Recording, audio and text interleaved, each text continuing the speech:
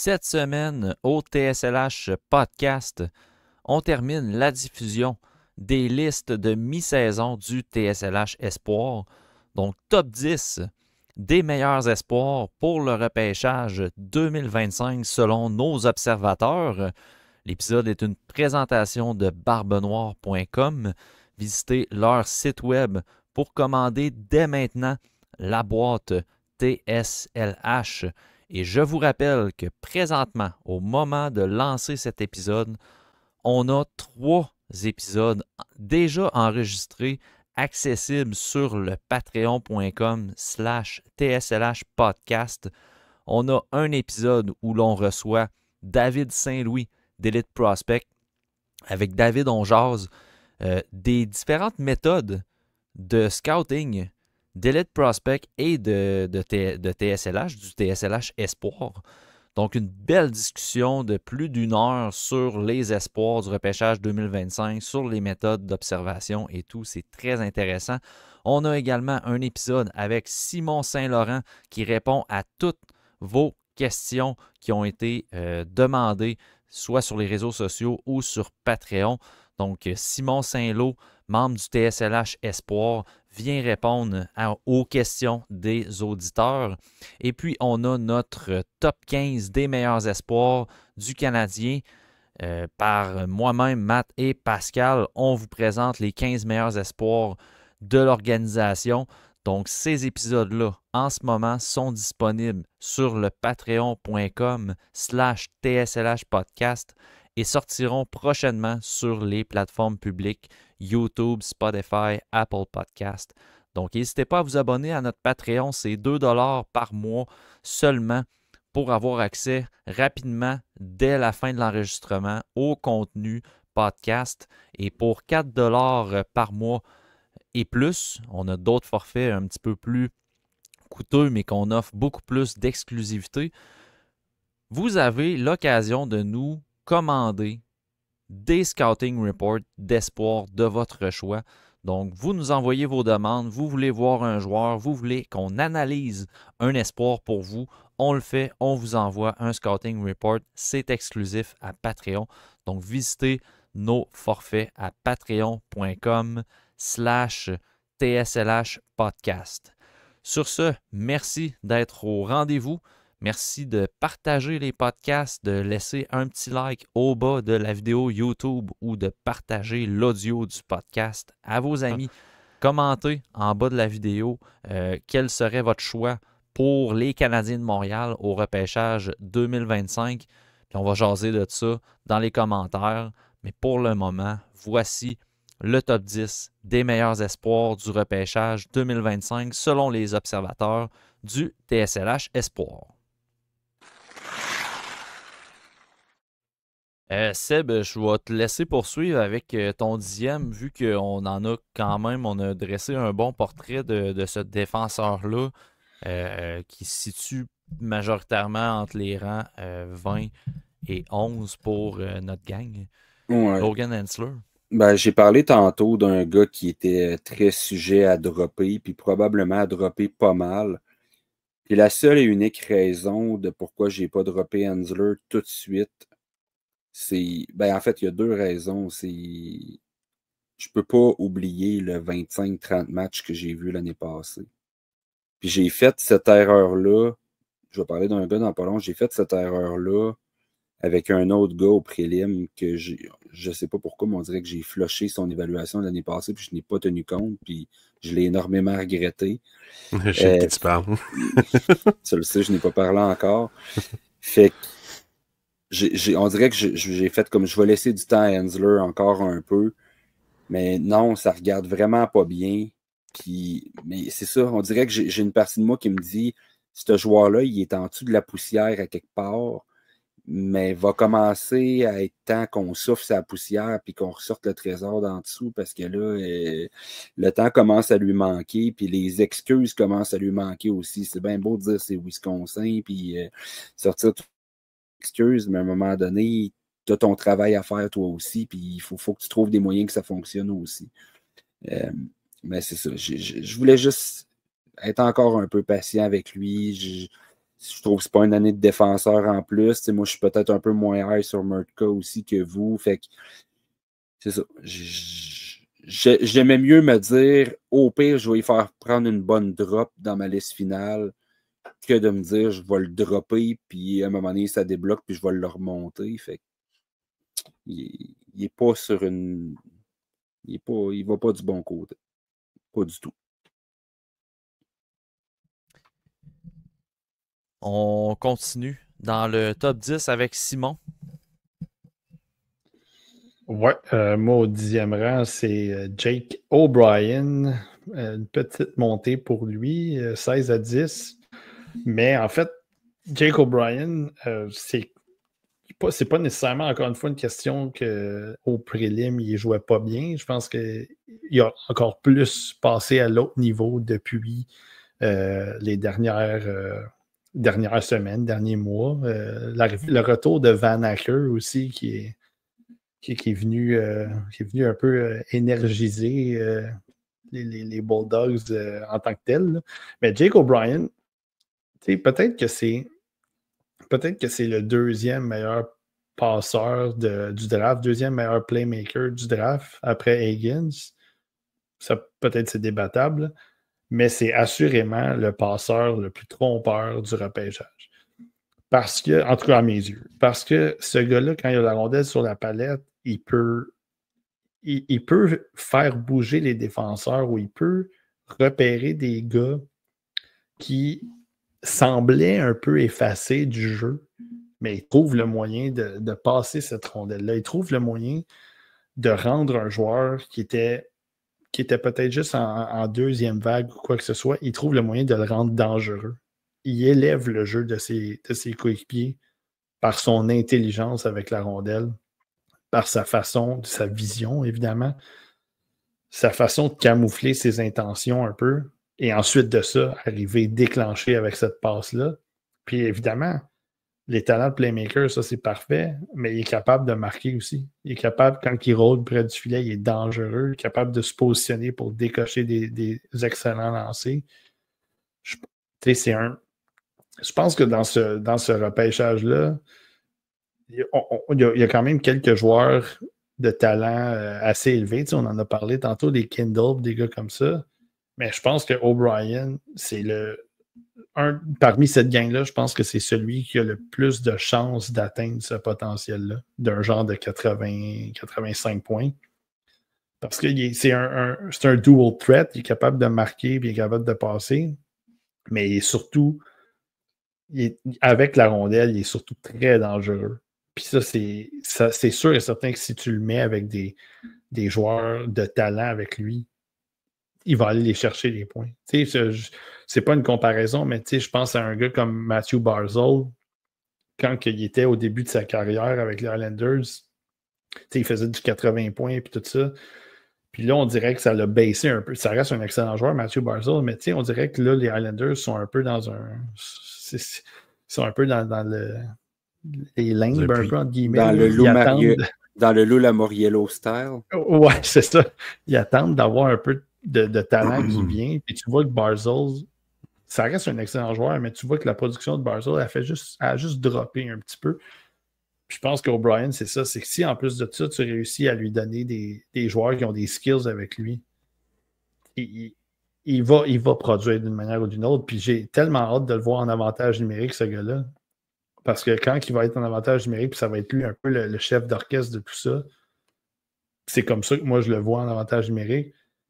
Il va être capable de prendre toutes ces options-là, puis les mettre dangereuses. Il va être capable d'attaquer les lignes de passe, les boîtes.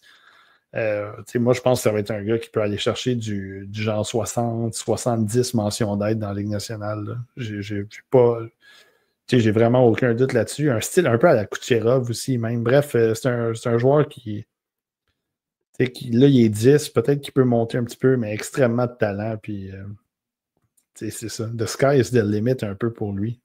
Ouais. On va en reparler tantôt. Pascal, 10e rang. Oui, Je te laisse annoncer quel joueur tu as au 10e rang. D'accord. J'ai Carter Bear au 10e rang. Il était 18 au début de l'année, là, il est 10e. C'est que t'es là. J'ai comme vu, je pensais que ça avait réagi. Pas en tout. Aucune réaction. Non. Écoute, vu, il va peut-être avoir des réactions. Moi, je pensais sur, que tu disais le secte-là à cause que Simon est parti. Là, Non. Mais non, il va Désolé. peut-être avoir des réactions sur les réseaux sociaux parce que c'est la coqueluche de tout le monde, mais Ouais. non, il n'y a pas de réaction. Non, ça, j'avais comme vu la main à Seb. Mais non, tu sais, je pense que tout le monde le connaît un peu, là. Il y a tout ce que tu veux d'un joueur de hockey. Il porte très bien son nom. C'est un gars hyper dynamique, avec un moteur vraiment élite. C'est-à-dire qu'il arrête jamais. Il arrête absolument jamais, que ce soit avec ou sans la rondelle. Tu sais, généralement, ce genre de joueur-là, un peu comme Coots, tu l'apprécies pour ce qu'il peut faire, puis l'offensive, tu comme, ouais, dans la salle de hockey, je pense pas qu'il va créer beaucoup. Bear, je pense pas que ça va être élite comme production, mais toutes les impondérables, tout ce qui amène sur la patinoire, je pense que ça va amener de la production. Il va amener de l'espace pour ses coéquipiers. Puis ce qui est le fun, c'est qu'il est pas petit quand même, il mesure 6 pieds, mais c'est le pace, c'est vraiment le pace, la force du lancer, la force de repérer ses coéquipiers aussi, puis de créer du chaos, c'est vraiment un sommeur de chaos. Puis en plus, il est bon en défensive, il a tout pour plaire à une équipe de la nationale de hockey, à un recruteur. Ce gars-là, il va jouer dans le middle six, voire sur le deuxième trio, pendant 10 ans dans la nationale de hockey, puis tout le monde va l'aimer. Je pense pas qu'il y ait un problème à même voir ce gars-là dans le top 5. J'aurais aucune misère à accepter quelqu'un de le top 5. C'est pas mon cas, mais parce que je pense pas que le plafond est offensif, là, et genre de 70 points, je penserais pas. Mais au 10e rang, si un gars comme ça fait 55-60 points, joue sur ton piqué, joue sur ton avantage numérique, puis amène le leadership, puis l'exemple à suivre, ben, je pense que c'est vraiment ça, Carter Bear.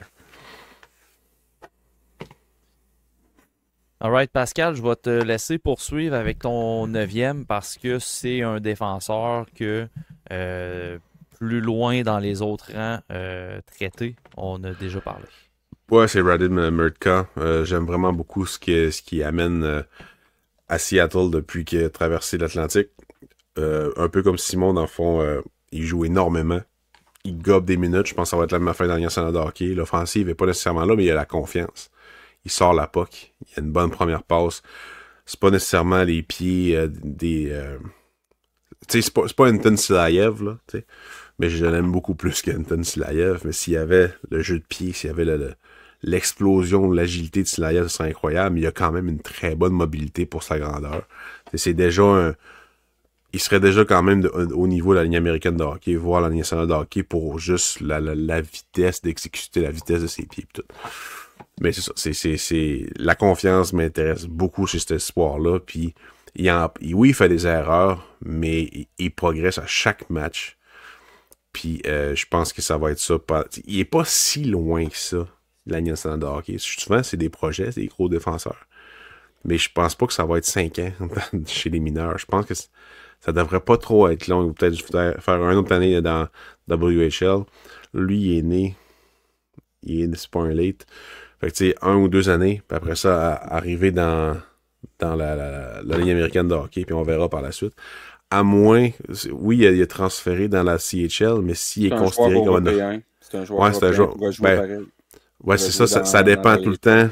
Je pense qu'il va être repêché comme un joueur européen, fait que je pense que ça va être possible de jouer dans la ligne américaine de hockey, un peu comme Zadina, c'était ça aussi, là.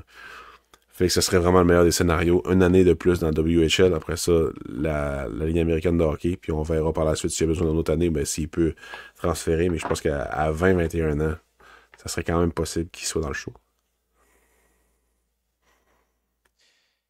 Alright, on poursuit avec Simon au 9e rang.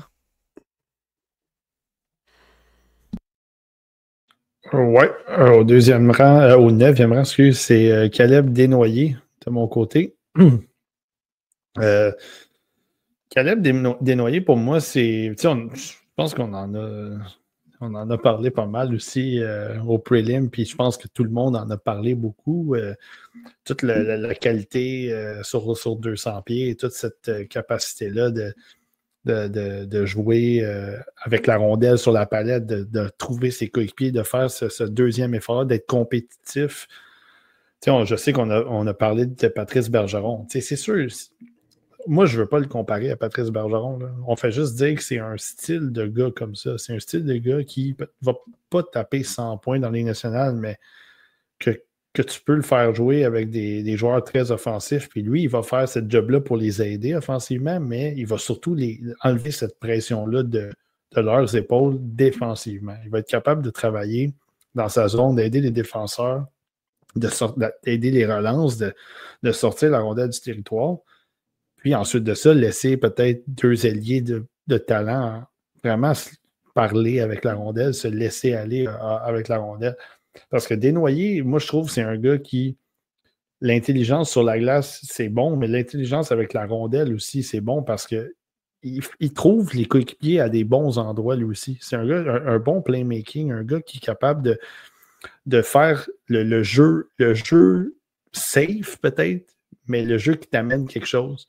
Il ne force pas trop les choses. Puis lui-même, il est capable de bourdonner près du filet. Il est capable de créer de l'offensive pour lui-même. Ce que j'aimerais un peu plus de son côté, c'est qu'il améliore son patin.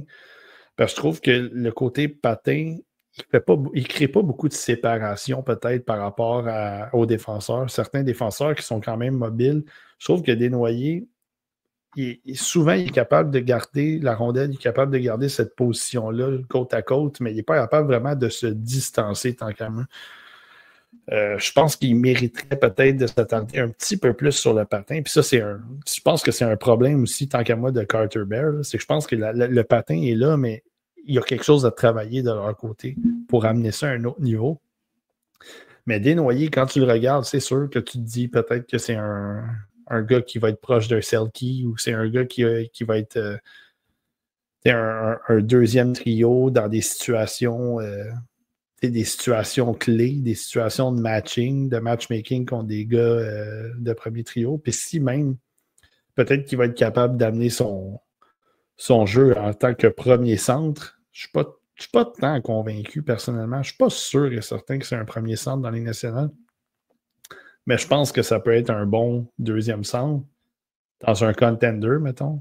Puis un premier centre peut-être par défaut si tu es en relance offensive. Fait, je ne veux pas le comparer à Saku Koivu, mais je sais qu'à Montréal, on a eu ce problème-là. Là. À Koivu, on disait que ce n'était pas un vrai premier centre. Il y a du monde qui dit ça de Nick Suzuki en ce moment aussi. Caleb Desnoyers, moi, c'est ce que je vois un peu. Un gars de 70 points qui va être capable de faire la job sale un peu pour faire reluire ses coéquipiers. Mais c'est sûr que si, mettons, le Canadien aurait un choix, tout dépendant qui est sur le board, Caleb Desnoyers, ça semble être une association parfaite, entre guillemets. Là. Je ne veux pas dire ça, mais j'ai l'impression que la direction du Canadien l'aime beaucoup, puis il y a de quoi l'aimer parce qu'il y a des skills, puis il y a de l'intelligence. Peut-être un peu plus de gabarit, ce serait le fun aussi, mais il est encore jeune. Quand même à 6-2. Ouais, mais sans 77, genre. Ouais, c'est ça. Il faut qu'il c'est ça, il est quand même. Il est longiligne un peu. Il faudrait qu'il soit peut-être à 190, mettons. Là. Encore de la place pour ajouter un peu de masse maigre, un peu de viande là, dans la charpente là, avec les prochaines années. Seb, 9e rang. Ouais, j'ai Victor Eklund. Puis honnêtement, je le trouve pas plus talentueux que vous. Tu sais, vous disiez tantôt, c'est pas le plus talentueux, puis c'est quelque chose qu'on avait dit au prélim. C'est juste que moi, j'ai changé un peu mon fusil d'épaule à le monter, un peu à cause du 20, juste parce qu'il a continué à être le même joueur dans un autre système de jeu avec d'autres gars. Mais j'ai l'impression que Eklund ne sera jamais celui qui va driver ou mener le jeu, mais que peu importe avec qui tu vas le mettre, il va trouver des moyens de produire parce qu'il va jouer exactement de la même façon avec tout le monde. Puis je pense que c'est le genre de gars que ça va marcher avec tout le monde parce que son style de jeu fit avec à peu près n'importe qui. Il est capable de jouer avec des gars excessivement talentueux, comme il est capable de jouer avec des gars un peu moins talentueux. Mais je pense qu'il va produire à condition qu'il joue avec des gars qui le font produire. C'est juste ça. Puis il amène vraiment beaucoup dans le reste du package, on s'entend, là. C'est un gars, c'est un couteau suisse là, qui peut jouer à peu près n'importe où. Puis moi, je trouve que c'est probablement un top 5 dans ce repêchage-là, ou slash 6-7, là, mais un des très, très bons joueurs défensifs de ce repêchage-là. Fait que c'est ça, c'est plus pour l'ensemble du jeu que pour le talent brut. Mais je pense que c'est un peu comme on avait un Marco Casper il y a une couple d'années, puis on me disait souvent à quel point tu donnes de l'importance à des intangibles. Mais c'est ça, c'est juste que je pense que Eklund va produire, peu importe avec qui joue. Puis, je le sais pas, je le vois peut-être comme un gars capable de faire un 60 peut-être, là, mais qui va amener beaucoup aussi en dehors de ça. Tu mets un Eklund dans un match de série, puis tu le sais qu'est-ce qu'il va t'amener, puis tu sais qu'il va se présenter à chaque soir pour t'amener quelque chose. Fait que... C'est ça. Right. 8e rang, Pascal. Moi, j'ai Roger McQueen au 8e rang. Tu sais, ça me brise le cœur un peu de le descendre par défaut parce qu'il y a d'autres joueurs qui jouent. Point. Qui jouent. On n'a pas grand-chose de plus qu'au prélim à dire parce qu'il est blessé depuis ce temps-là. Ça demeure très inquiétant quand même là, comme blessure parce que ça se rallonge. On n'a pas vraiment de détails de plus dans le fond que on sait pas quand est-ce qu'il va revenir. À la base, de mémoire, on parlait de février, début février à peu près. Là, on est rendu mi-février, puis toujours pas de nouvelles pour lui. Là. Fait que, effectivement, c'est un cas qui est quand même inquiétant. Là. En fait, c'était plus court que ça au début, puis ça a été prolongé à février, puis là, ça semble se prolonger encore. Là. Initialement, il devait manquer la confrontation là, de la CHL contre les Américains. Ça, c'était déjà canné, mais qui devait revenir à peu près en janvier. Là. Ça s'est étiré, ils ont annoncé février, puis là, ben, on attend encore. Là. Fait que, c'est ça. Ouais, c'est ça. C'est le même profil encore. C'est un gros bonhomme qu'on projette comme un centre, probablement. Bon dans les deux sens. Oui, il y a des matchs que en début de saison, on le voyait un peu moins, mais c'est la boîte à outils de ce gars-là est élite. Il peut absolument tout faire sur une patinoire. C'est juste qu'on n'a pas de données. On n'a pas les données. Fait que pourquoi on peut pas le montrer, c'est sûr, certain. Puis on peut pas le descendre à fond parce qu'on respecte son profil. C'est juste que il peut pas demeurer 4e dans ma liste. Il y a trop de gars qui ont bougé pour qu'il reste là. Fait qu'à 8e, il descend par la force des choses. Mais son profil, il demeure assez intéressant pour que je le laisse dans le top 10. On verra s'il joue. Mais tu sais, mettons qu'il descend là, en dehors du top 10, là, une équipe là, qui est comme pas sur le bord de faire la nationale, pas la nationale, mais les séries, une équipe qui contend, là, ils vont essayer d'aller le chercher. Là, ils vont être bien contents de le ramasser. Là, genre, mettons New York, mettons qu'ils font pas les séries. Là, c'est clair qu'ils vont sauter ce gars-là. Là. Fait que j'ai hâte de voir ça va être quoi son repêchage. Surtout s'il va jouer. Faut qu'il joue. Floppé en développement à New York. Ouais, Boston en place.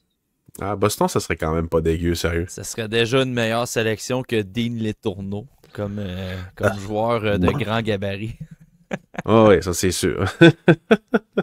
Boston va aller chercher Simon Wang. Ouais. Alright, 8e rang. Là, j'ai baissé un petit peu. Simon, 8e rang. Mon boy, Carter Bear. Yes. En fait, écoute, je peux pas rajouter grand-chose vraiment de ce qu'on... Encore une fois, ça, c'est un... On arrive dans le range de gars dont tout le monde connaît les qualités et les défauts. Moi, Carter Bear, comme je le mentionnais, si mettons, je veux juste revenir peut-être sur les défauts ou le défaut que je trouve, c'est. Moi, je trouve que son patin est bon, mais je trouve qu'il ne crée pas de séparation. Puis des fois, j'ai l'impression que ça le ralentit peut-être un peu dans certaines attaques, mais il est tellement.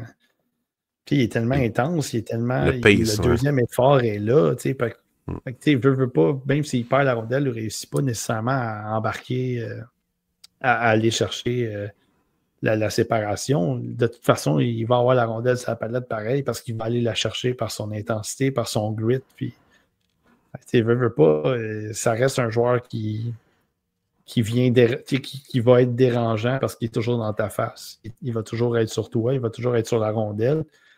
Je pense que le niveau de talent de mon côté, je trouve qu'il est très talentueux quand même, Carter Bear, mais je ne le vois pas comme un gars de premier trio. C'est un peu pour ça qu'il est comme dénoyé, Bear, puis l'autre gars qui s'en vient, c'est des gars pour moi qui sont en audition un peu pour les classements parce que je les vois pas comme des gars de premier trio. Je les vois comme des gars de deuxième trio. Puis après, c'est excellent. Là. On en a besoin des gars de deuxième trio. Surtout si, mettons, on regarde le Canadien, Demidov est sur le deuxième trio, on s'entend. On s'en fout, là, rendu là, les grands, comment ils sont classés, les trios. Là.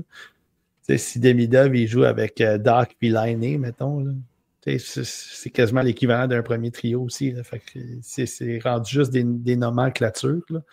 Mais bref, c'est ça. Je pense que c'est un gars peut-être de 70 points, Carter Bear, ce qui est excellent. Mais je pense que c'est ça. C'est surtout tout le grit, tout le papier sablé, puis le fait qu'il joue, il est excellent des avantages numériques. Puis il amène ses coéquipiers dans ce mood-là de bataille. Puis aujourd'hui, on vous passe à travers le corps, le main sale. Ouais, c'est ça. Fait que c'est ça. C'est ça qui est attirant dans son côté. Du côté de Carter Bear surtout. Puis c'est la raison pourquoi je disais que le Canadien, si mettons ils ont deux choix, puis ils ramassent Bear puis Carbonneau, ben là, t'as pogné deux gars qui sont. C'est ça, tu sais, Seb, tu sais. T'as pogné deux gars qui sont là puis qui vont. Ils vont passer à travers les autres. Là. Ils vont les Rebuild démolir. fini, si c'est ça. Donc, tu vois, juste la façon dont tu peux sélectionner ce joueur-là pour venir compléter un deuxième trio, peut-être. C'est excellent. Tu vas chercher Bedkowski au début de la deuxième. Mur à mur. J'ai l'impression que le soir du repêchage, si le CH sort avec Bear et Carbonneau, Seb va être difficilement contrôlable sur le podcast. Hey, moi, je bois pas dans la vie, puis je pense que je me pop une bouteille de champagne. On s'en pop une, let's go. Tu vas être plus joyeux qu'en 2022. 2023. Ouais, c'est ça, ouais, ça va être le clash. On va pas faire des memes de Seb en 2022 avec la baboune, puis Seb en 2025 avec le gros smile jusque dans le front. Ça va être parfait, ça. Seb, on conclut le 8e rang avec toi. Puis par la suite, ben Pascal, tu vas pouvoir enchérir parce que c'est ça, vous avez le même joueur dans les prochains rangs. Ouais, j'ai Frondel, 8e. Ça va beaucoup mieux pour lui dernièrement. Le talent est là, mais je trouve que c'est un petit peu en demi-teinte depuis le début de l'année. Il n'amène pas autant que je voudrais qu'il m'amène. Mais j'ai même pensé à le descendre plus bas à un moment donné. Puis là, dans les tournois, je trouve qu'il fait beaucoup mieux. Depuis qu'il est avec Eklund, ça va beaucoup, beaucoup mieux à Djurgårdens Gardens.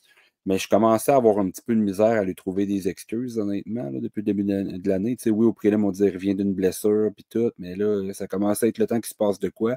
Là, il commence à se passer quelque chose, fait que c'est vraiment intéressant.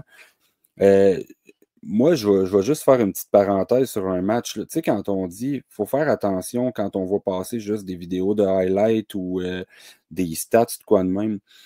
Dans le tournoi Junior A, il y a un match où il y a eu un tour du chapeau.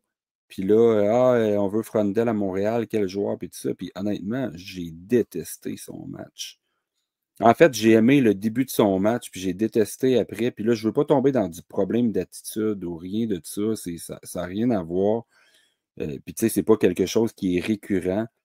Mais je ne sais pas si vous avez vu ce match-là, les boys, là.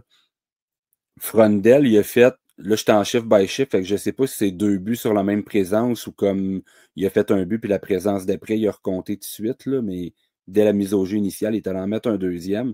Puis aller jusque-là, j'aimais son match, il était partout, il jouait très, très bien dans les deux sens de la glace, puis tout ça. Il a marqué son deuxième, sa game a absolument changé du tout au tout.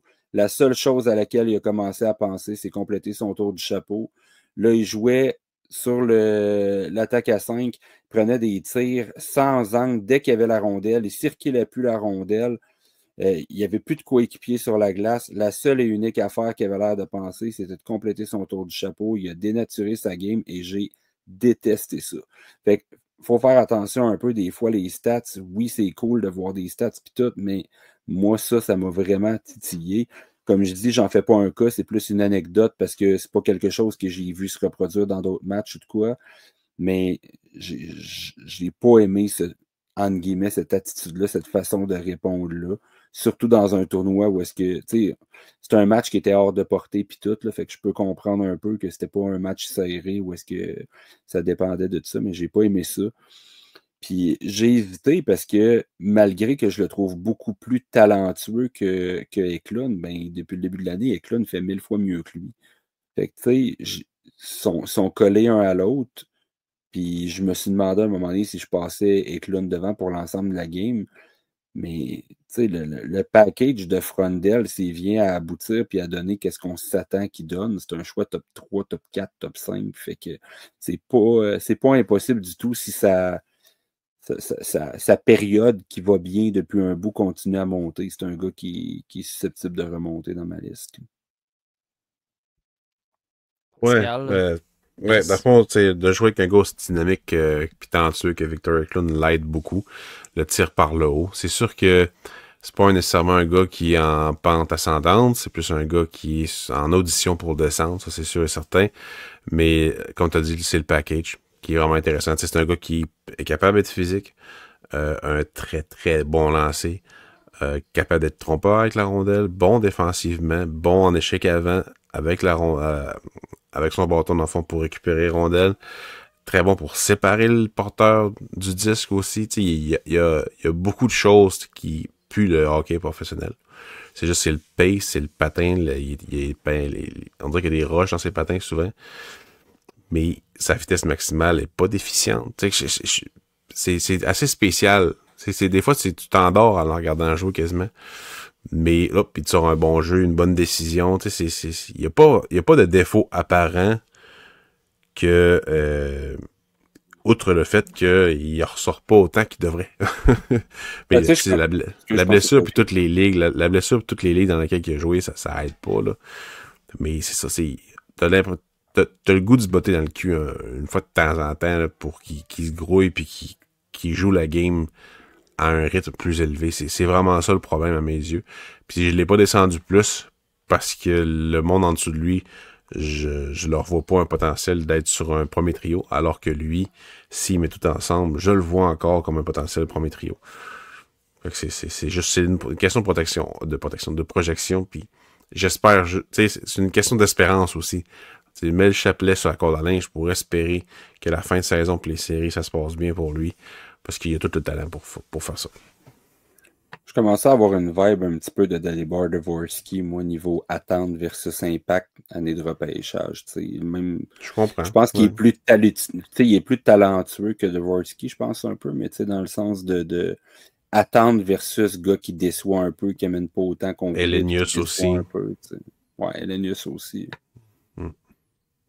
Ça reste des gars, les deux que vous nommez, ça reste des gars qui ont des belles transitions dans la Ligue américaine quand même. Fait que, il y a quand même moyen de s'accrocher à Anton Frondel avec ce comparatif-là. Ouais. 7e, Simon. Ouais, 7e, moi, c'est Malcolm Spence, le mal-aimé. Là. Le problème, en fait, je comprends un peu d'où vous venez avec Malcolm Spence, là, surtout Seb, mettons, là. Parce qu'étant donné que tu l'avais pas mal plus bas, je suis d'accord avec ce que tu dis dans une certaine mesure. Je pense qu'il est bon dans tout. Puis moi, ça fait plusieurs fois, je le regarde, là, Malcolm Spence cette année. Là, je vais juste regarder combien de fois. Je pense 18 fois. Là. 18 fois. Puis Malcolm Spence cette année, il n'y a pas un match où j'ai pas vu une facette de son jeu qui était très bonne, excellente. Il y a un match des fois où, OK, peut-être ça allait moins bien côté marquage de but en général, mais il se reprenait avec son jeu défensif. Après un autre match, peut-être que ça allait moins bien pour les passes en tant que telles, mais il y avait cette touche de finition-là. Et ainsi de suite pour plein d'aspects de son jeu. Moi, ce que je reproche surtout à Spence, c'est qu'à son gabarit, il n'est pas assez physique. Il est trop sur le bout de la palette. Puis ça me dérange. Mais sinon, j'ai l'impression que on voit tous les aspects de son jeu qui sont bons. Moi, je pense qu'il est capable de les amener à très bons.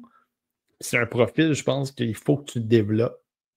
Un style, un peu comme on parle de Roger McQueen, c'est que il y a un toolkit qui est quand même assez développé.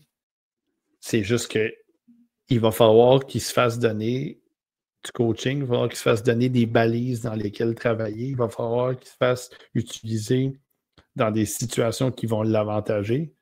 Puis moi, Malcolm Spence, je pense que ça peut être justement un bon gars complément deuxième trio, un bon ailier de deuxième trio ou peu importe comment il va se faire utiliser, mais je pense que le deuxième trio, c'est pas impossible.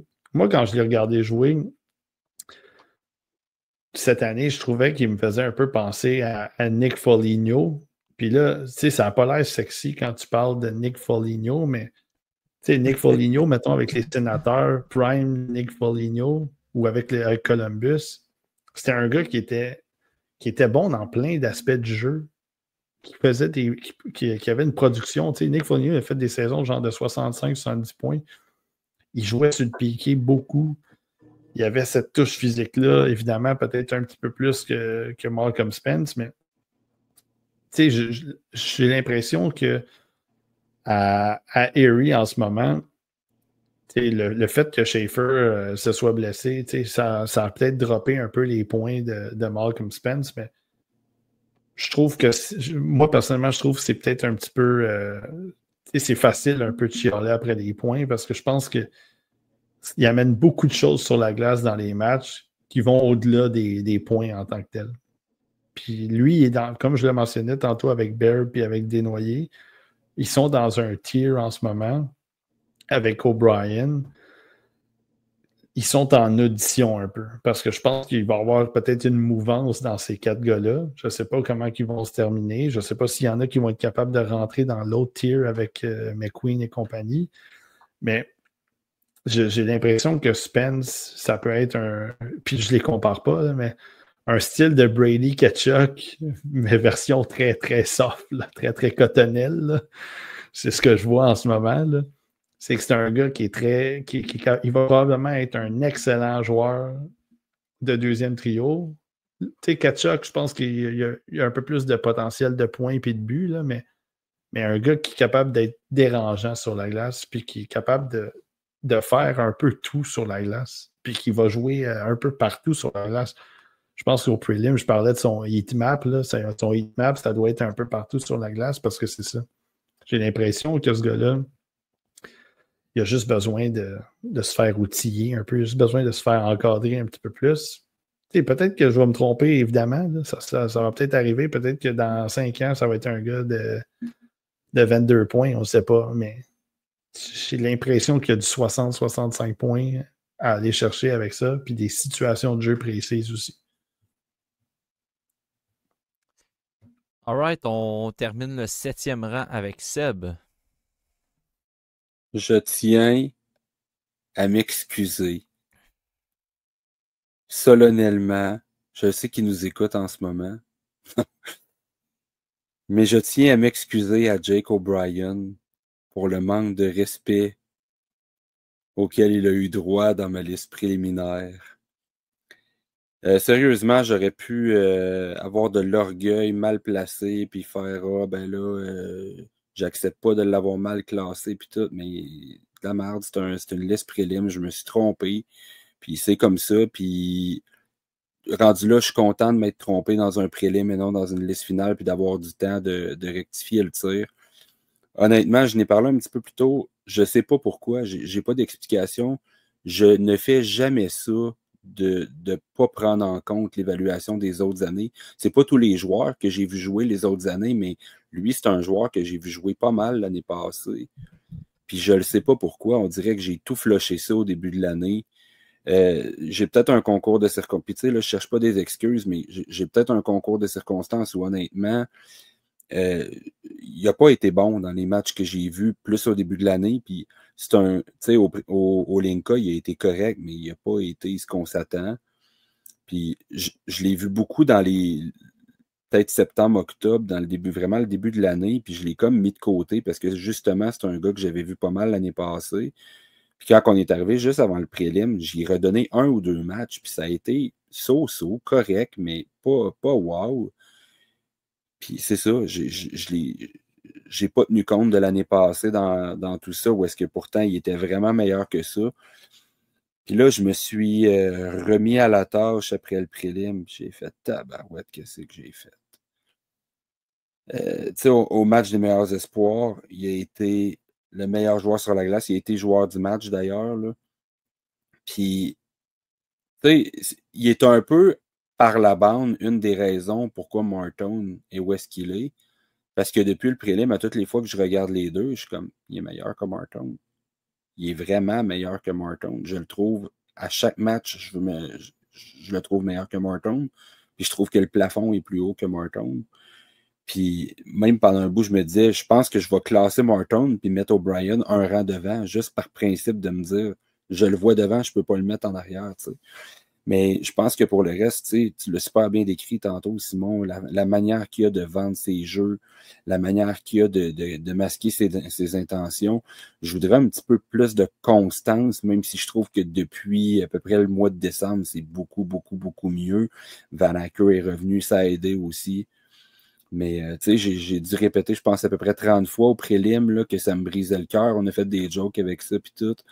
Mais tu sais, tant mieux, je rectifie le tir, je suis content. Puis même honnêtement, il pourrait être un rang devant, c'est juste même peut-être 2-3 rangs devant.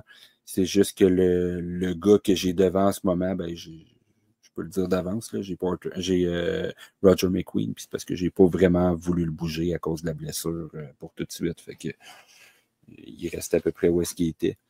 Mais écoute, c'était une grosse erreur au prélim, puis je suis très content qu'il me restait du temps pour replacer les choses. Je te l'avais dit, Seb, là, ça va bien aller, là. C'est correct, là. Tu fais pas mal au cœur, là. Ouais. Il est en peine d'amour, mais il s'est réconcilié depuis. On est content de voir que ton cœur est revenu en un morceau. Seb, ça nous plaît beaucoup. Ouais, mais c'est parce qu'il a compris le message, je voulais qu'il m'en montre plus, puis il m'a écouté. Ah, c'est ça. C'est ça, exactement. C'est comme des mid-up l'année passée, là. Oui, c'est vrai. Oui, c'est vrai. Il va falloir qu'il m'écoute, là. Tape ses doigts. Ah oui. 6e, Pascal. Oui, 6e, j'ai Porter Martin. Ouais, c'est ça. Tu sais, il y a tous les outils. Il y a absolument tous les outils pour être un attaquant de puissance ou un gars qui dirige le jeu de l'aile. Puis, tu sais, on voyait des comparaisons à Corey Perry, à Kachuk. Pas tout. La fois, il est pas assez agressif pour être comparé à ces joueurs-là. Est-ce qu'il pourrait l'être? Oui, absolument. Mais non, il le fait pas. Zéro. Fuck all. C'est les bouts où que je l'ai vu essayer de foutre la merde un petit peu après les coups de sifflet, c'est des séquences où il reçoit un coup de mettons, d'en face, là, un coup de poing ganté très très soft d'en face, il revole. Il attend que l'arbitre arrive pour genre séparer le tout, puis c'est là qu'il va voir le gars, alors que l'arbitre est déjà imposé, à la place de manger le coup, pas faker, puis y aller, tu sais. Ah, il fait du Charlie Strammel. Ouais. Il fait c'est ça, il fait de la petite peste là, que personne ne respecte. Ça me gosse. Ça me gosse royalement. Parce que ce qui se passe sur la patinoire, ça va quand même bien entre les deux sifflets. T'sais, il est capable de créer des jeux, il est capable de marquer des buts, mais pas assez. Il contrôle pas assez la rondelle en transition, en entrée de zone. Il crée pas l'offensive autant que je voudrais. Il dépend trop des autres alors qu'il devrait être le joueur. Il a tout le talent là, pour être le joueur de ce repêchage-là. Il a le talent, il a le potentiel pour être numéro 1. Mais il a le rendu sur la patinoire et pas là.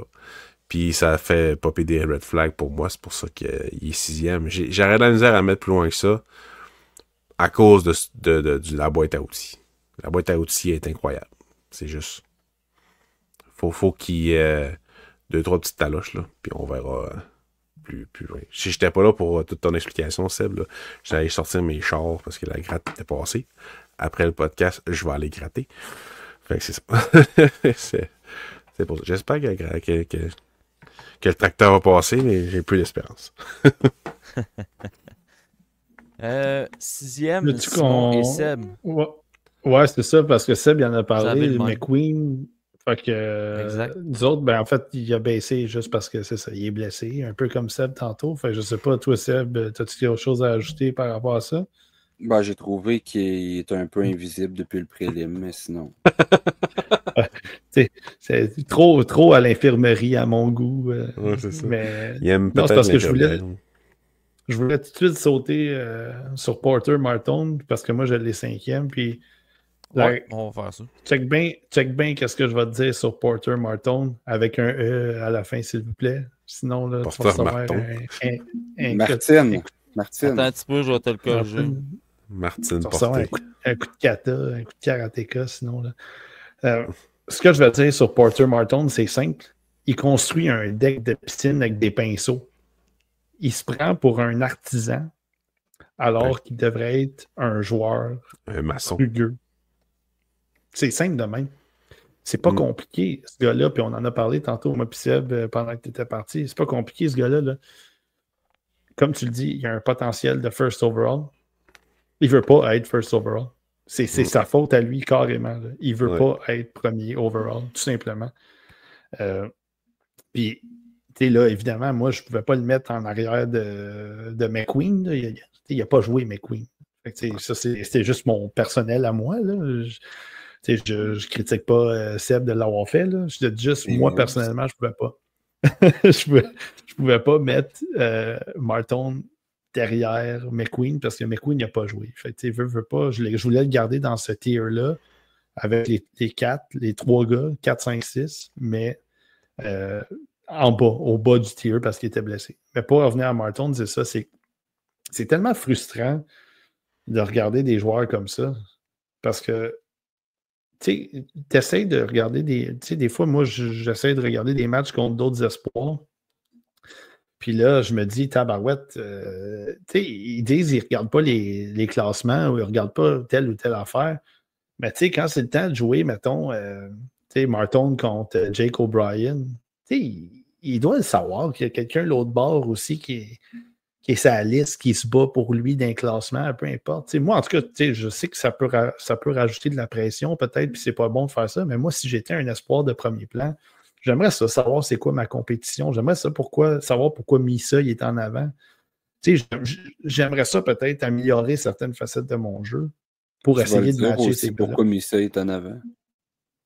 Hein? Ouais, non, mais c'est ça. Mais... pourquoi Misa est en avant. Mais c'est ça, mais exactement. Mais j'aimerais ça savoir pourquoi. Mais là, le problème de Martone, c'est que son jeu, il est trop inconstant. Son match en tant que tel, il est trop inconstant. Sauf que quand il joue sa game, c'est ça le problème. C'est que là, encore une fois, c'est un cas de coaching tant qu'à moi, ce gars-là. C'est que si il se fait aiguiller, puis s'il se fait coacher, puis il se fait donner un petit coup de pied dans le derrière ou un petit électrochoc, il a assez de talent pour être un point par match dans la Ligue nationale. Il a assez de talent pour être peut-être un 90 points puis qui dérange sur la patinoire. Parce que là, c'est ça. Là, il se prend pour un gars de finesse. Qu'est-ce qu'il est un peu, entre guillemets? Mais il devrait plus se prendre pour un gars un peu plus power forward, un peu plus de chien, puis un peu plus de jeu près du filet, de rugosité, là, de papier sablé en tant que tel. Là, parce que là, il y a un excellent lancer, Porter Martone, puis il y a de très bonnes mains. Puis il y a une très bonne vision du jeu quand même. Là, quand il décide de traverser des passes d'un bout à l'autre de la zone où il a vu un coéquipier, puis il est capable de le faire. Mais si tu montes ça 3 fois dans un match, c'est tough. Mais en même temps, est-ce que je m'accroche au fait que oui, il y a ce potentiel-là qui est là, ce 90 points-là peut-être? C'est ça. C'est toute cette dualité-là, tout ce problème-là qu'on avait tantôt avec d'autres joueurs, que là, on l'a pour un gars de top 5. Puis ça, ça m'enrage, moi. Mais je le respecte encore parce que là, c'est ça. J'ai pas, pour moi, en ce moment, j'ai pas de meilleure option à ce rang-là. Puis ça vient avec qu'est-ce que je disais dans le chat, là, que j'étais fâché. Là. Ben, c'est ça. C'est que là, en ce moment, j'ai pas de meilleure option à ces rangs-là. Moi, j'ai l'impression que c'est un gars c'est un gars qui se concentre sur la carotte au lieu de se concentrer sur le bâton. C'est tout, au niveau de quand t'as des enfants en ce moment, ce que tu te fais parler, donc vanter comme méthode de genre donner de la confiance à tes enfants, c'est pas leur dire t'es talentueux ou t'es bon, c'est genre dire tu as travaillé fort, bravo, t'as travaillé fort. Mais lui, j'ai l'impression qu'il s'est fait toute sa vie dire qu'il était bon, qu'il était talentueux. Ah, t'as du grit, toi, mais alors qu'il y en a pas vraiment.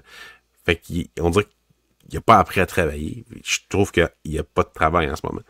Fait que c'est à cause de ses parents, dans le fond. c'est vraiment ça. C'est faut qu'il apprenne à travailler plus puis mieux. Il y a un problème d'attitude. Ah, c'est ça. Ah oui. Aucune idée. Shane ça, Wright, là. pas ça. Ah ouais, c'est ça. Shane Wright. Ouais. Il va pas pire, lui, hein? Ouais, il va pire. Ça va bien. Écoute, ça prend 5 ans. Matt, Pas ton mal micro. sûr qu'on va. Ouais, troisième fois. On va avoir l'occasion d'en reparler de Shane Wright, j'ai l'impression. Aviez-vous, avant qu'on passe aux autres gars au 5e rang, aviez-vous autre chose à rajouter sur Roger McQueen par hasard, Simon et Seb, où on avait fait pas mal le tour? Non, il joue pas. Ben, fait que... c'est ça, il joue pas. C'est malheureusement. C'est le Attitude fait de de- merde.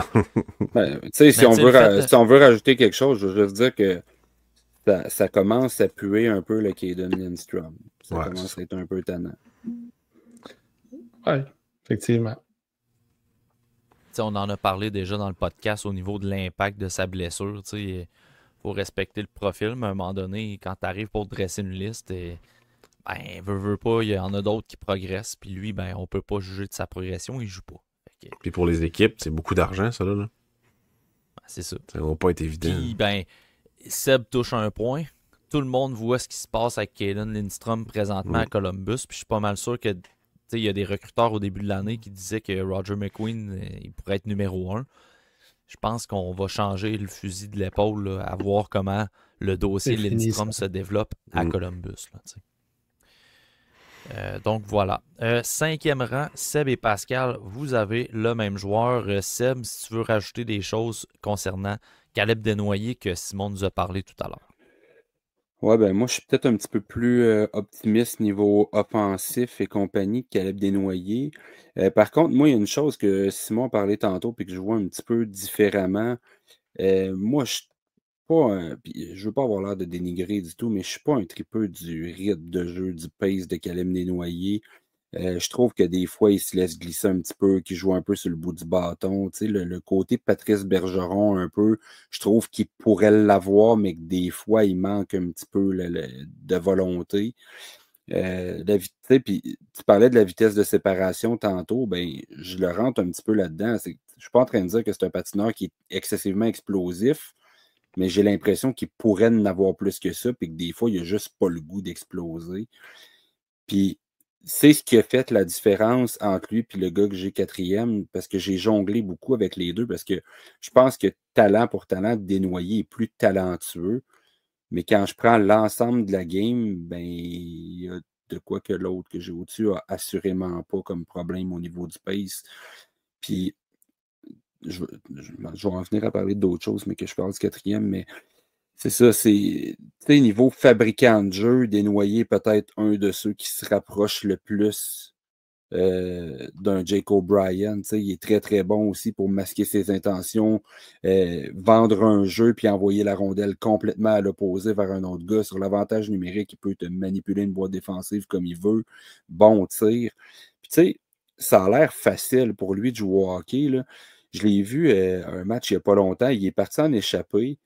Puis le gardien a fait l'arrêt, mais de la manière qu'il a récupéré son retour pour la mettre dedans, il n'a même pas eu l'air de se forcer. Il avait l'air d'un gars qui joue à NHL 94 puis qui fait un tweak de s'en aller dans le coin puis revenir en avant quasiment pour compter, qui marche tout le temps, là. Mais c'est ça, tu sais, c'est bizarre puis plate à dire, mais je trouve que Caleb Desnoyers est excellent puis qui pourrait, s'il voulait, avoir une coche de plus.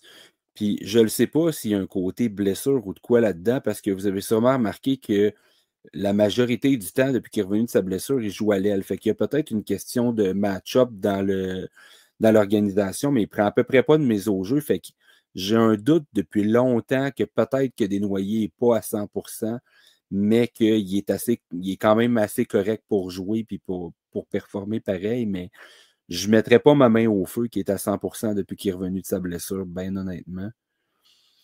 Puis, tu sais, on se rappelle comment il a été dominant au Linka, là. Je pense qu'il est capable de ce joueur-là. Puis, c'est le côté que je trouve un petit peu tannant sur le côté le rythme de jeu que j'ai vu de Caleb Desnoyers au Linka n'est pas le même que celui que je vois dans la LHJMQ cette année. Puis, c'est-tu une question justement de blessure, une question que c'est pas un tournoi, fait que l'enjeu est moins là. J'ai vraiment hâte de voir Desnoyers en série, voir comment il va répondre, qu'est-ce qu'il va amener, qu'il va donner, parce qu'on s'entend que c'est sûr qu'ils vont jouer en série, puis probablement qu'ils risquent d'aller très loin, là. Fait que j'ai très, très, très hâte d'évaluer Caleb Desnoyers en série, mais je pense que niveau talent, il est un des meilleurs talents bruts complets de ce repêchage-là. Ouais, c'est un espoir qu'on a parlé dans plusieurs podcasts qui est discuté un peu partout. Tu sais, c'est un joueur de hockey. C'est vraiment un joueur de hockey. Peut-être qu'il y a un petit relâchement ces temps-ci. Je pense que oui, il doit y avoir un élément de blessure, puis pas le fait qu'il prenne des mises en jeu. En effet, c'est pas ça rend pas bien service à son talent, je trouve. Là. Et ça diminue un peu l'impression de son impact que ça a sur la patinoire. Mais moi, je le vois comme un deuxième trio. C'est pour ça que je l'ai top 5. Je le vois comme un deuxième trio avec beaucoup d'impondérables. Donc, est-ce qu'il pourrait être un B? Ouais, probablement. Mais c'est tout l'aspect défensif, physique qui peut amener, qui me permet de dire ça. Il pourrait avoir un meilleur pace, un peu comme tu as dit. Je suis d'accord avec toi, Seb. Mais c'est pas si récurrent que ça. C'est juste dans certaines situations, des fois. Je pense qu'il y a beaucoup de pression aussi. Fait qu'il doit beaucoup être dans sa tête. C'est le joueur de la LHJMQ depuis un bon bout. Fait que il est peut-être dans sa tête un petit peu, il veut pas décevoir pis tout là. Fait que il y a beaucoup de pression, ça parle beaucoup de lui dans les médias. Fait il y a peut-être un petit pas nécessairement tout le temps la tête à 100% présente. Là, je veux pas y prêter des intentions, mais il y a quand même ça que je crois que. Pascal, je te laisse poursuivre avec ton quatrième. Une Yes. entrée dans le top 4 pour toi, Pascal. Ouais, Jacob Bryan. C'est un joueur que l'année passée, je connaissais à cause de Florian Jacquet, puis de Van Acker. Puis on a un certain Saint-Laurent, Simon Saint-Laurent, qui me le vantait en sacrament. Puis, je sais pas que je comprenais pas, mais son jeu à l'approche des séries et en série, il avait vraiment été bon. Mais au Winlinka m'avait pas impressionné. Je l'avais mis, je pense, cet été, c'était 15e. Ouais, 15e cet été, parce que à cause de ces séries. Owen Linka m'a pas impressionné. Début de la saison m'a pas impressionné. Mais 2 semaines avant notre préliminaire, il a joué comme l'année passée et encore mieux. Puis il n'a jamais arrêté depuis ce temps-là. Il fait juste s'améliorer. Il y a peut-être des petits moments que c'est plus difficile, là. Mais depuis que Van Acker est là, c'est tout qu'un duo. C'est vraiment, vraiment un bon... Il est bon partout, dans le fond. C'est la gestion de la rondelle qu'il a. C'est vraiment impressionnant. Puis thumbs up à Simon Saint-Laurent de m'avoir parlé vraiment bien de lui l'année passée. Il m'avait dit un take qui est exactement ce qui est en train de se passer. Il avait dit, au début de l'année, il va être bas dans les listes. Puis il va finir par exploser puis finir dans le top 10 de tout le monde. C'est pas mal ça qui est en train de se passer pour beaucoup de personnes. Moi, j'ai l'impression qu'il va être un peu le Beckett Seneke de cette année. Ben, c'est... Peut-être, mais j'aime pas beaucoup Beneke. Seneke. Non, mais je parle dans le race ouais, dans les listes puis qui risque de peut-être partir très haut repêche. Ouais, c'est un bon take. Oui, je suis d'accord avec toi là, que ça risque d'être ça. Mais tu sais, j'ai pas grand-chose à ajouter de plus que ça. C'est un petit late bloomer pour moi au niveau des préférences, alors qu'il était quand même top 15 puis 8e au début de l'année. Là, mais c'est ça. C'est un bon joueur de hockey. Quatrième, Simon, t'es le gars qui a ce joueur encore haut versus de nombreux observateurs sur la twittosphère ou même à l'interne dans le TSLH Espoir. Absolument. Anton Frondel, 4e. Ça me fait pas plaisir de l'avoir 4. mais il est quatrième. Parce que c'est dans ce tier-là, c'est lui qui s'est démarqué. En fait, je pense que, puis tu sais, on en avait parlé, Seb, justement, de ce match-là, qui avait fait un tour du chapeau, puis c'était un match épouvantable. Je pense que c'est l'ancien Frondel. Tu sais, jusqu'à la mi-janvier, là, début janvier, mi-janvier, là. C'était la version bêta là, de Frondel. Maintenant, depuis la mi-janvier, ce que moi je vois d'Anton Frondel, c'est exactement le joueur que je voulais qu'il soit sur la glace. Un gars qui utilise son lancer, il a un excellent lancer des poignets, excellent lancer sur réception. Probablement les deux, là, sur réception, des poignets top 5 du repêchage. Son slap shot, c'est peut-être le meilleur sur réception de tous les espoirs de ce repêchage-là. Bref, il utilise plus son lancer de la meilleure façon. Il est plus trompeur avec la rondelle. Meilleure façon de playmaking, meilleure façon d'utiliser ses coéquipiers. Quand il va en échec avant, quand il va en fond de territoire, il utilise plus son physique, mieux son physique, récupère des rondelles, utilise son bâton.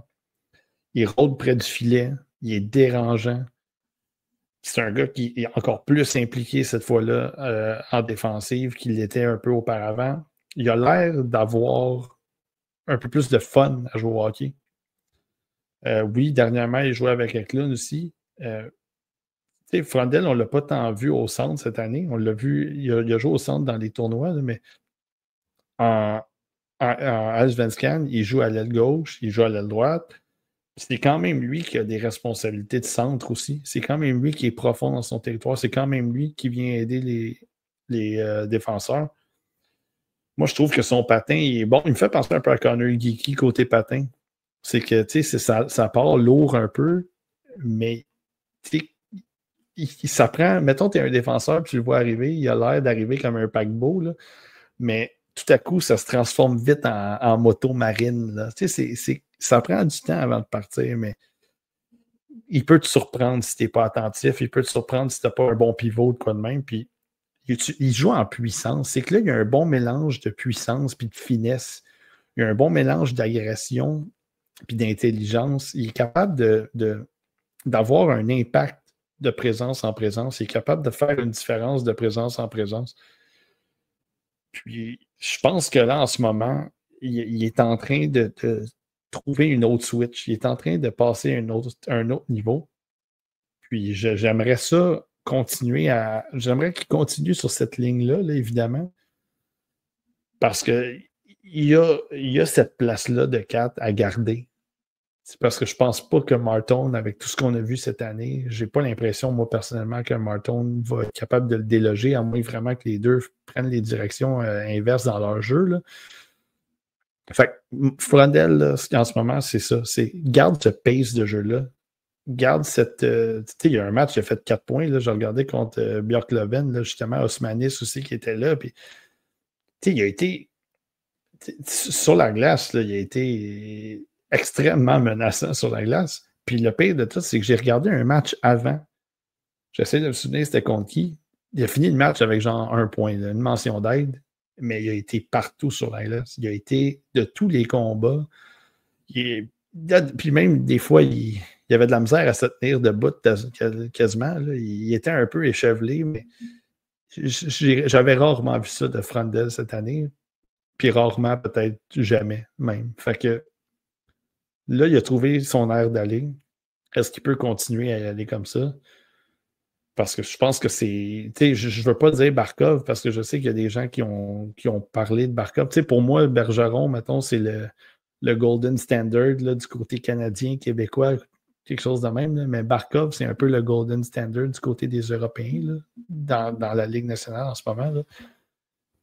Puis je pense pas qu'il est à ce niveau-là, mais il est en train vraiment de montrer que c'est un possible futur premier centre dans la Ligue nationale, en tout cas en ce qui me concerne. Fait que ça sera à surveiller lui aussi.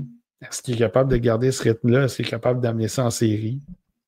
Mais pour l'instant, je pense que j'ai plus confiance en son jeu depuis 1 mois que j'ai au jeu de Porter Martin, puis évidemment McQueen qui ne joue pas du tout. C'est drôle parce que tu décris Frondel, puis on dirait que tu es en train de décrire tout ce qu'on attendrait de Martin qui arrive pas. En fait, dans une certaine mesure, oui.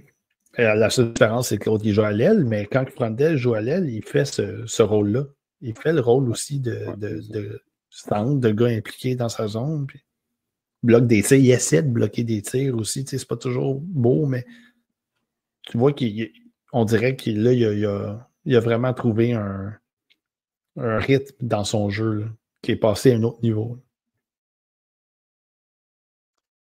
On close le 4e par Seb qui va fort probablement se faire aimer sur les discussions Twitter et tout avec ce rang-là. Seb, 4e rang. Ouais, j'ai Carter Bear, puis honnêtement, je me contrefous un peu de Twitter et compagnie parce que Carter Bear était 9e dans ma liste bien avant que tout le monde en parle au mois d'octobre. Là. Fait que puis c'est pas pour me pitcher des fleurs ou de quoi, c'est juste que c'est pas une question de suivre la tendance partout, c'est un gars que j'adore depuis le début de l'année. Mais tu sais, si je vais à l'envers de la médaille, autant j'adore Carter Bear, pour moi, ça reflète un peu la désolation de ce draft-là, dans le sens où j'ai Carter Bear 4e, puis je le vois pas comme un joueur de premier trio. Fait que c'est juste que on dirait que je pars du 4e rang, puis je descends jusqu'à assez loin dans le repêchage où je vois des gars de 2e ligne, puis des défenseurs de 2e paire, puis je vois rien de défenseurs de première paire ou de gars de première ligne. Je pourrais dire Martin qui aurait une chance d'être sur une première ligne, mais je le compte pas vraiment parce que, comme je dis, je commence à perdre un peu confiance là-dessus. Puis je compte pas vraiment McQueen parce qu'en ce moment, il joue pas, mais puis je l'ai pas bougé, mais puis je suis d'accord un peu avec Simon. Si Frondel continue à aller comme ça va dernièrement, c'est juste que pour moi, l'échantillon était trop court pour le remonter dans la batch de match où ça va mieux, mais c'est décevant parce qu'on parle beaucoup de ce repêchage-là comme étant excellent depuis longtemps. Puis là, je me retrouve au 4e rang un peu à faire comme il est là un peu par la bande, même si je l'aime beaucoup. Je pense pas que c'est un gars qui devrait être 4e. Sauf que si je regarde l'ensemble de qu'est-ce que le gars peut amener sur une glace, ben pour moi, c'était lui qui avait sa place là. Puis on a juste à regarder des gars comme Leonard, qu'est-ce qu'il amène en ce moment. Puis je pense que t'as pas un gars plus proche de Ryan Leonard que Carter Bear. Moi, la différence, j'adore son coup de patin. Là. Moi, je trouve qu'il se sépare très bien.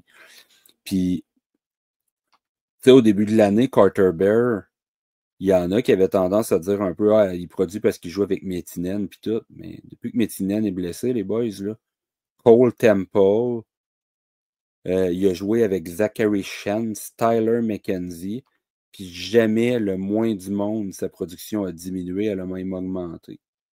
Dernièrement, il a même été placé au centre. Il y a un match que j'ai vu qu'il a joué au centre. Puis tu sais, Cole Temple, moi je l'aime bien, honnêtement. Là, je pense que c'est un gars qui est très sous-estimé, puis qui était dans le cimetière à talent avec les Pats.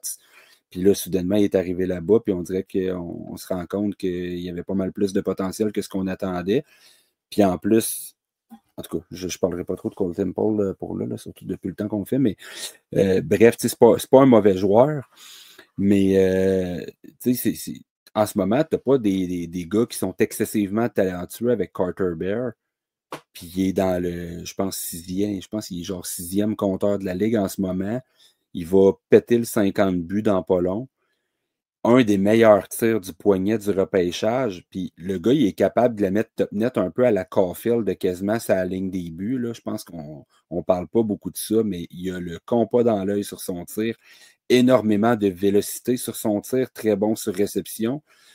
Moi, je trouve qu'on minimise la qualité de passeur de Carter Bear pour la simple et bonne raison que c'est pas un gars qui est flamboyant. C'est pas le gars avec les petites mains souples qui va aller t'allever pendant 2-3 bâtons ou qui va être trompeur comme un Jake O'Brien ou un Caleb Desnoyers. Mais il choisit toujours le bon jeu pour faire sa passe. puis toujours la bonne ligne aussi. C'est rare qu'il va manquer son jeu, honnêtement, sauf quand des fois il est un peu surexcité puis qu'il va faire ses jeux trop vite. Là, mais quand il prend le temps de s'appliquer puis de faire son jeu, ça n'arrive pas. Puis c'est ça, c'est un gars qui a tout le temps le pied dans le plancher. Défensivement, je pense que c'est un top 5 dans ce repêchage-là. Beaucoup dû à l'intensité qu'il met, mais très, très bon positionnement aussi. Puis ça me fait espérer que peut-être que ce gars-là pourrait être switché comme un joueur de centre. Je ne sais pas s'il a déjà joué au centre dans le passé, là. Mais pour moi, il a toutes les qualités pour être capable de devenir un joueur de centre. Fait que c'est une des raisons pourquoi je me permets de le mettre aussi haut, c'est que je lui donne la valeur d'un joueur de centre en me disant que je le vois demain matin être switché en joueur de centre. Puis je suis très, très bien avec ça. On voit plus souvent l'inverse, là, le joueur de centre qui est switché à l'aile, mais dans son cas, je trouve qu'il a absolument toutes les qualités pour le faire. Puis, tu sais, il est baveux. C'est un autre gars qu'on dirait qu'il joue tout le temps sa ligne. Là. Des fois, il a des passes un peu, mais après, les sifflets puis tout ça, il est tout le temps baveux, les mains dans le casque, puis ouais, puis il te pogne un 10 minutes d'antisportif, puis il revient sur la glace, puis il te spot 2 buts. T'sais, fait que, non, c'est ça. J'ai laissé le titre de boy de Carter Bear à Simon parce qu'il l'a nommé avant au prélim, vu qu'il l'avait plus loin. Mais Boys commun du TSLH, je l'adore. Mais c'est ça, comme je dis, je veux quand même mettre un bémol que c'est pas normal pour moi quand même qu'il soit 4e. Autant je l'adore. C'est un gars qui devrait être dans du 8, 10, 12. Mais it is what it is. Puis, oui, je trouve que c'est peut-être haut en gamer, mais je trouve que tu ne seras jamais déçu d'avoir ce gars-là non plus. Je pense que c'est un gars qui peut t'en manquer 30 ans, qui peut t'en compter 35 dans le show juste par son tir, par le fait qu'il est capable d'aller se mettre en avant du but puis de marquer sur des retours de lancer, de proche du filet, un peu toutes les manières possibles. Puis je pense qu'il peut aller te chercher un 70, 75, 80 points s'il est vraiment dans une Christie de bonne équipe avec des vraiment très bons joueurs qui l'aident. Mais tu sais, je pense que dans le pire des scénarios, c'est un gars de 55 à 65, puis dans le meilleur des mondes, il va te faire du 70-80. Mais quand tu prends l'ensemble du personnage, ben, je pense que ça vaut plus que juste le nombre de points qu'il va amener. Alright, troisième, vous avez tous le même joueur. Fait que je vais inviter Pascal à nous parler de James Higgins qui a évité une certaine chute en quelque sorte parce que c'était un peu un sujet à débat là, dans le prélim, là, à savoir est-ce qu'il va descendre plus que ça et tout. Finalement, reste dans le top 3 de façon unanime au 3e rang. Pascal, James Higgins. Oui, je l'ai laissé 3 pour l'héritage, pour le passer un peu, mais il y a un effet d'équipe, un petit peu, je trouve, parce qu'il joue beaucoup avec Gabe Perreault et Teddy Stiga. En fond, c'est les deux joueurs avec qui il joue. C'est pas que ça marche pas, mais c'est un peu contre-productif parce que Gabe Perreault puis lui, c'est deux meneurs de jeu. Puis il joue un peu trop en périphérie, il essaye beaucoup trop de trucs de junior. Je pense que James Higgins laisse un peu trop de place à Gabe Perreault. Puis Leonard a été tassé de leur trio, puis il produit pas mal plus ailleurs, en fait. Ça me gosse, parce qu'il devrait jouer avec Higgins. Mais si tu veux que je fasse. Fait que, ben, je le vois encore comme un joueur de premier trio, au centre. Aucun problème avec ça. Le potentiel offensif demeure sinon le plus élevé de ce repêchage-là. Au niveau du talent brut, si on veut. Mais c'est le gabarit, c'est le rendu sur la patinoire en ce moment m'accroche un petit peu. Je pense que ça pourrait être pas mal mieux. Défensivement parlant, il se laisse pas glisser, il va pareil. C'est pas au niveau de O'Brien, Desnoyers ou Frundell, mais ça demeure mieux que certains autres. Ben, de Michel est vraiment bon. Là. Mais c'est ça. C'est pas qu'il me déçoit, c'est juste que c'était une place à perdre, puis il l'a perdu en ce moment. Puis ça fait de ça, de match en match, il s'écarte de la conversation pour moi. Puis j'ai eu une bataille interne de ne pas mettre 4e puis de mettre O'Brien 3e. Il faut que je respecte le legacy de Higgins. Ce qui était l'année passée est encore là cette année. C'est juste que le contexte, je trouve qu'il est peut-être pas optimal pour lui avec Boston College. Simon, autre chose à rajouter sur James Higgins? Non, en fait, moi, Higgins, il est dans un tier tout seul maintenant, donc je pense pas qu'il va être... En fait, je peux te garantir qu'il sera plus premier sur ma liste. Il sera pas premier sur ma liste à la fin de l'année. Et il sera probablement pas deuxième non plus. Donc, il est troisième, mais j'ai encore confiance en lui. J'ai vraiment... je trouve qu'en plus de ça, ce qu'on a vu au championnat mondial de hockey junior, c'était très intéressant parce que il y avait cette touche d'intensité-là aussi, un petit peu plus de ténacité sur le bâton, un petit peu plus de jeu physique dans la mesure qu'il essayait d'être un peu plus impliqué. C'est quand même intéressant ce qu'il fait dans la NCAA. Là. Peu importe avec qui il joue, ou peu importe l'université en tant que telle, qu'est-ce qu'il montre sur la glace, c'est quand même assez impressionnant. Les talents de playmakers sont incroyables tant qu'à moi. C'est juste que c'est ça. La projection, elle a un petit peu pâli malheureusement de son côté. Puis c'est vraiment juste donner tout le crédit aux deux autres qui s'en viennent tant qu'à moi. Je pense que Higgins, dans d'autres, mettons un autre repêchage, il pourrait peut-être se battre pour le premier, mais je pense que cette année, c'est malheureusement terminé pour lui. Mais sauf que c'est quelqu'un qui le repêche troisième, mettons, ou deuxième, ou peu importe, j'ai encore l'espoir qu'il ramasse 100 points dans les nationales, ce gars-là. J'ai encore l'impression qu'il peut aller le chercher. C'est juste que il va peut-être falloir qu'il soit dans une meilleure situation, mettons, qu'un gars comme Misa, peut-être. Ben là, Schaefer, il ne fera pas 100 points, mais peut-être que les points ou l'impact va être à aller chercher plus parce que ça va prendre la situation importante, la bonne situation pour le faire ressortir un peu plus, mais beaucoup de skills, un plafond extrêmement élevé, peut-être le plus haut du repêchage. C'est comme ça que ça... Encore une fois, c'est comme ça que la pomme tombe de l'arbre des fois. Seb, autre chose à rajouter sur Higgins? Je veux juste dire, dans le fond, je pense que son U20 va l'avoir aidé beaucoup à redorer son blason, / rassurer un petit peu, tu sais. Je suis d'accord avec ce que Pascal a dit, dans le sens où c'est peut-être pas un bon fit en ce moment, niveau chimie, trio et tout, en NCAA, puis, tu sais, je pense qu'il a montré qu'est-ce qu'on attendait, ses talents de fabricant de jeu, puis tout ça. Même, il a fini beaucoup aussi pendant le U20. Fait que je serais pas prêt à mettre ma main au feu ou à m'avancer, à me dire qu'il est tout seul dans un tier en ce moment. Je pense qu'il y a des grosses chances de finir troisième dans ma liste, mais je voudrais pas le locker là à 100%. Par contre, je peux dire qu'il y a un tiers pour les 2 premiers rangs qui ne bougeront pas de là. Pour moi, ça, c'est à moins d'une catastrophe. Je pense que les 2 premiers rangs, c'est coulé dans le béton et qu'il n'y a plus rien qui peut bouger de là. Parlons-en du top 2 parce que vous avez les mêmes joueurs dans le top 2. C'est assez évident avec tous les joueurs qu'on a mentionnés dans les dernières heures.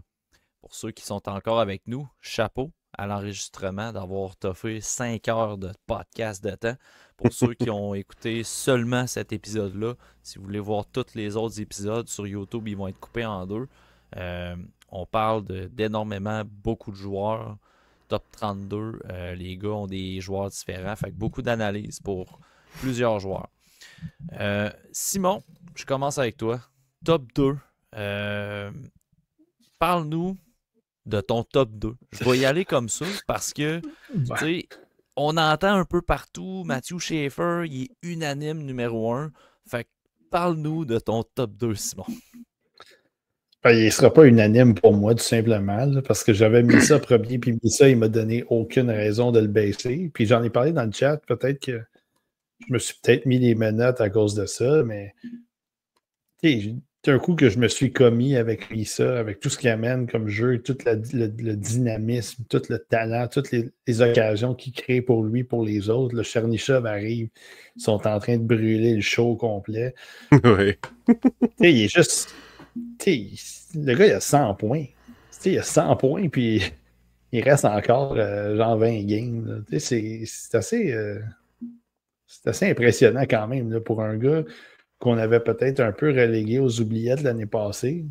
On l'attendait, il a eu son statut d'exceptionnel. Là, il arrive l'année passée. Bon, on dirait qu'on s'attend peut-être qu'il va sortir du top 5. Puis là, tout à coup, il nous claque une saison incroyable comme ça. Si c'en est un autre, je pense qu'il rend juste tous les autres meilleurs avec lui. Tu peux le faire jouer.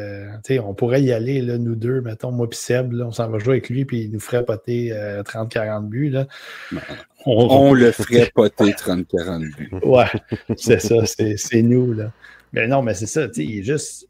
Peu importe la situation, peu importe contre qui joue, peu importe qui est devant lui, peu importe powerplay, désavantage numérique, force égale.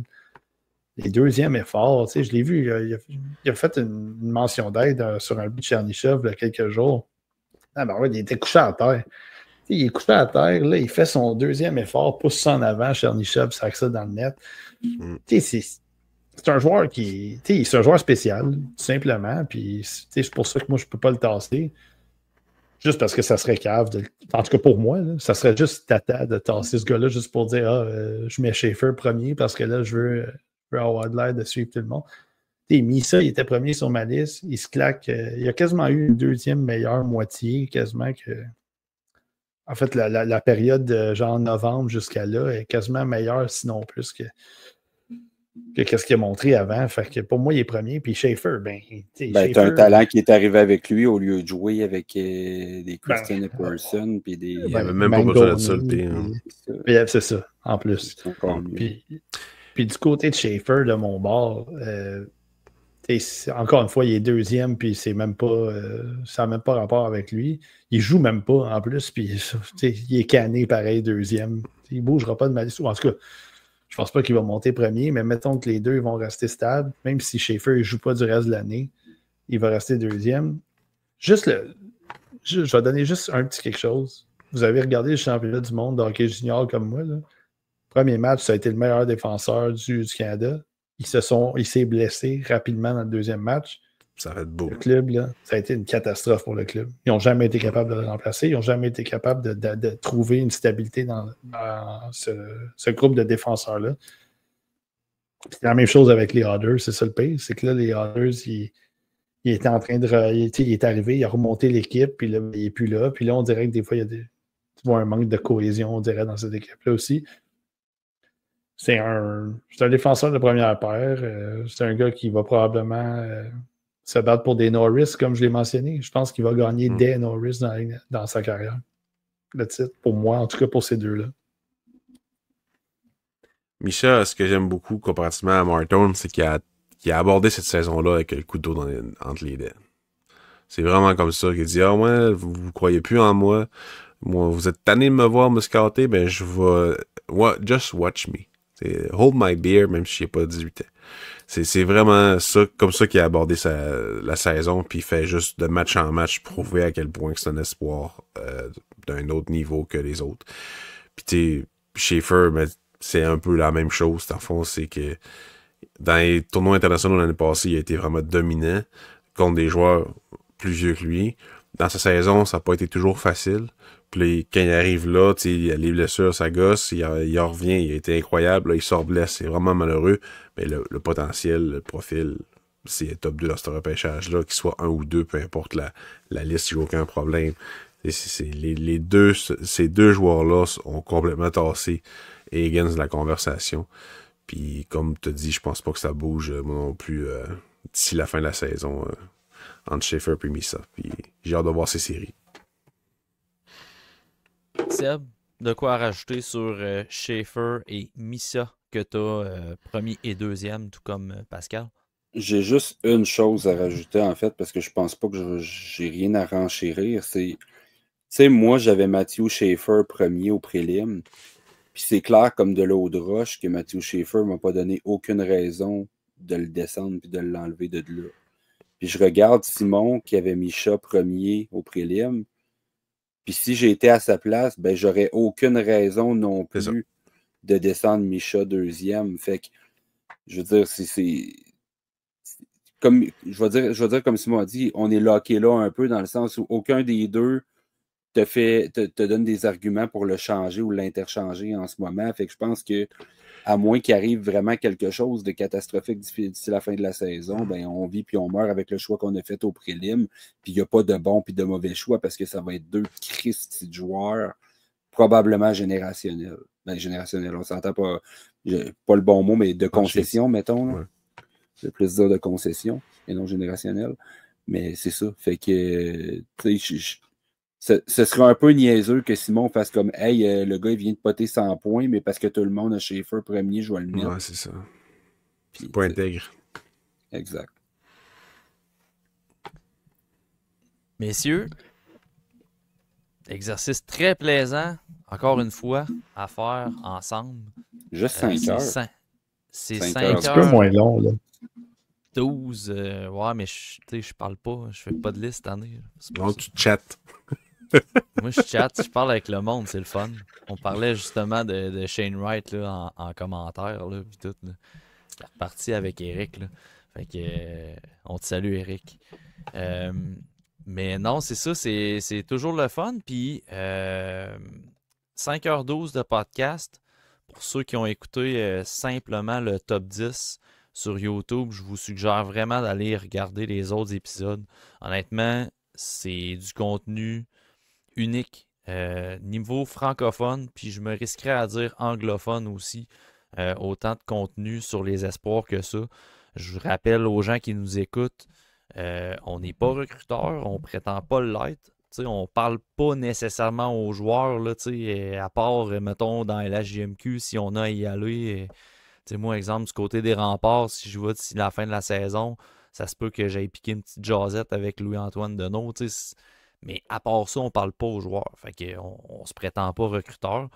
Fait que tout le contenu, tout ce que vous avez entendu dans ce podcast-là, c'est issu des observations des boys de Simon, Pascal et de Seb pour dresser leur liste de mi-saison. Je vous rappelle, dans le guide du TSLH Espoir, le guide final qu'on va sortir encore une fois cette année, qui va être gratuit, accessible à tout le monde, qui va être offert en exclusivité d'avance pour les membres Patreon. Pascal va avoir un top 75, puis les boys, des fois, sortent des top 64 ou des top 32 aussi. Il va y avoir un top pour les gardiens de but, des tops pour les espoirs du CH aussi, ceux qui ont accès au guide de luxe sur Patreon. Fait que vous voyez un peu le contenu que le TSLH Espoir produit. Puis ça, on le fait par passion, on le fait parce qu'on triple là-dessus. Fait que, en terminant, oui, vas-y, Simon. Et possiblement top 32 2026 de mon côté. Là. Je vais essayer de m'y prendre un peu d'avance là, parce que j'ai déjà un top 32 de fait pour 2026. Il me resterait juste à remettre ça en ordre rendu au mois de juin et avoir des petites quotes plus rapides peut-être pour ces gars-là. Exact. Puis pour le guide de fin d'année, tu sais, dans le podcast, des fois, on ne veut pas nécessairement rajouter ce qu'on pense d'un joueur parce que ça a été dit. Mais dans le guide du TSLH Espoir, vous avez chaque joueur et chaque évaluation des observateurs. Donc, vous allez avoir l'analyse de Simon, de Pascal et de Seb également. Simon Saint-Laurent va fournir son contenu aussi pour le guide. Donc, voilà, c'est ce que le TSLH Espoir vous offre comme contenu à chaque année. Toujours un grand plaisir. Les boys, chapeau pour votre travail. Encore une fois, cette année, il y a beaucoup de travail derrière ces analyses-là, derrière ces listes-là. Je vous lève mon chapeau. Cette année, j'ai accroché mon chapeau d'observateur pour vous suivre. Mais je sais qu'il y a beaucoup de travail derrière ça. C'est super apprécié. En mon nom, puis au nom du TSLH également. Un gros merci à vous autres de vous être prêtés à l'exercice. Merci aux gens qui écoutent à la maison. Puis, on va avoir beaucoup de podcasts qui s'en viennent dans les prochaines semaines menant au repêchage. Top des espoirs du CH avec moi et Pascal.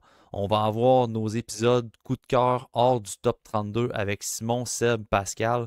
Je vais recevoir Simon Saint-Laurent sur le podcast également pour parler du repêchage 2025 en format Q&A. On va préparer un petit quelque chose avec Simon, ça va être bien le fun. On va recevoir David Saint-Louis aussi d'Elite Prospect qui va venir nous jaser sur le podcast. On a énormément de contenu dans les prochaines semaines. Si vous voulez rien manquer, abonnez-vous à Patreon pour avoir les exclusivités. Donc, merci à tous. Puis on se revoit dans un prochain épisode du TSLH Podcast. Et tout le monde. Salut.